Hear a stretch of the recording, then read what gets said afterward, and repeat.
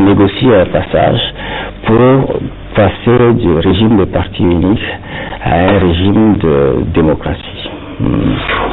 Oui, vous avez dit quelque part que le multipartisme a été perçu comme l'entrée dans une ère démocratique à la veille de la conférence.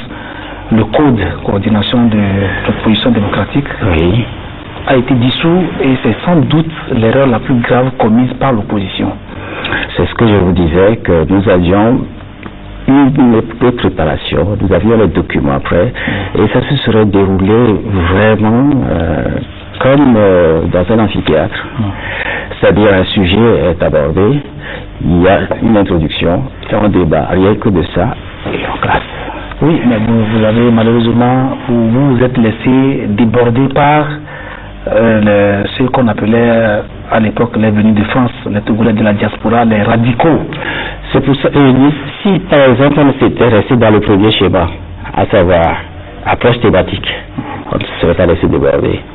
Puisqu'on a dit chacun y va montrer ce qu'il vaut, chacun a essayé de faire son cinéma là-bas. Et c'est ça qui a donné l'occasion à ce que vous appelez venus de France de jouer le premier rôle. Cette conférence n'aurait-elle pas eu une issue plus heureuse si vous aviez tout fait pour amener les dirigeants d'alors, surtout les responsables du RPT, à y participer effectivement, au lieu de les y traîner comme des détenus qu'on amenait à un procès? Je ne sais pas de quoi vous parlez.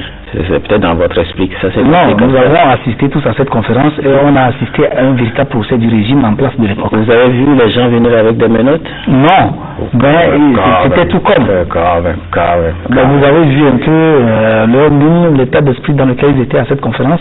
Ah, mais ils étaient des gens sérieux. Moi aussi, je ne souriais pas, ils ne souriaient pas. Tous n'étaient pas là, justement. Oui, l'armée, par exemple, était absente. Après, l'armée a été absente et ça, elle a été rappelée.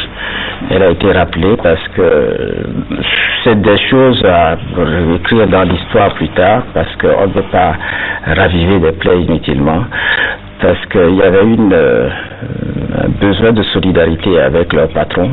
C'est le patron surtout qui a exigé qu'ils reviennent.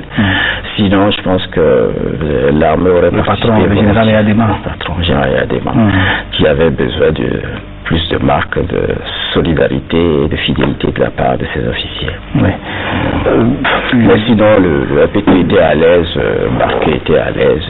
Oui, il n'empêche que à l'ouverture de la conférence, les responsables du RPT se sont sentis quelque peu trahis par vous, responsables de l'opposition, parce qu'il n'était pas question que la conférence soit souveraine, mais vous l'avez déclarée souveraine, parce que pendant les négociations, il y a eu des concessions de part et d'autre.